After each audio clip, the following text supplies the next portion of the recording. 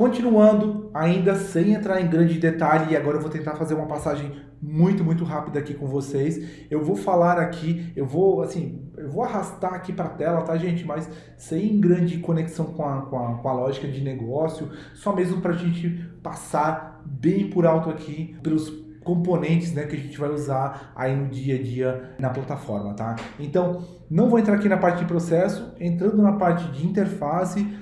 De cima para baixo, nós temos aqui, por exemplo, um container, né? Container, ele nada mais é do que um div de HTML. Você tem as propriedades, então pense no container como uma área, né? Um retângulo que você consegue colocar à volta de alguns objetos, de algum botão, enfim, de um botão, de um formulário de cadastro que você tem na sua tela. Ele funciona, né? Lá no final ele vai, apesar de se chamar container aqui, lá na plataforma ele vai se transformar num div, né?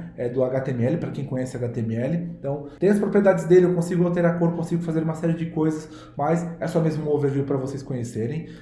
O if. O if, ele é um condicional de tela. Então, o que eu consigo fazer? O if, gente, ele vai ter sempre, né, o branch de verdadeiro ou falso. E o que eu consigo fazer aqui? Baseado numa query, ou numa lógica, ou numa variável que eu tenho na minha tela, ou numa ação do usuário, eu consigo, né, dizer que eu quero mostrar o que está dentro da caixinha de verdadeiro ou dentro da caixinha de falso. Então, por exemplo, se eu quiser mostrar se uma conta está atrasada, eu quero mostrar ele em vermelho, no true, se não ela está em verde no false. É o if que eu utilizo para esse tipo de ação, tá? Passando bem alto nível mesmo, só para vocês conhecerem, tá? Ele não tem muitas propriedades aqui, então o if, a única coisa que eu consigo definir, né, é o nome dele, então count color, né, ou condição de cor, como eu coloquei ali, e posso definir aqui a condição em si do meu if, mas ele serve para você conseguir fazer esse tipo de condicional a nível de tela, tá? Vamos lá passar rápido porque a gente tem bastante coisa aqui para ver ainda.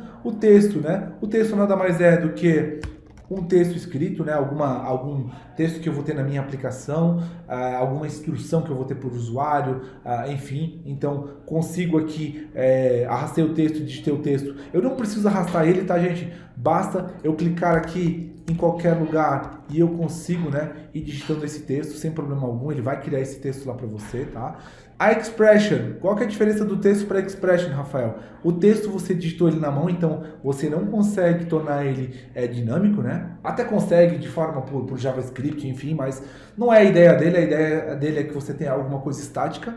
E a expression, né? A ideia dela, a gente vai ver isso mais à frente, mas a ideia dela é você conseguir ter um texto que é exibido, né, na sua tela, mas que a fonte desse texto, ou seja, a origem dele, né, vai vir lá da sua base de dados ou de alguma coisa que o usuário digitou na tela e por aí vai. Então, a expressão, por exemplo, serviria para eu digitar numa tela, num campo de texto, o nome do usuário e daí eu quero clicar no botão e mostrar o nome do usuário aqui, tá? Então, a expression, ela está sempre vinculada a uma variável, tá? E isso é super importante você saber, ok?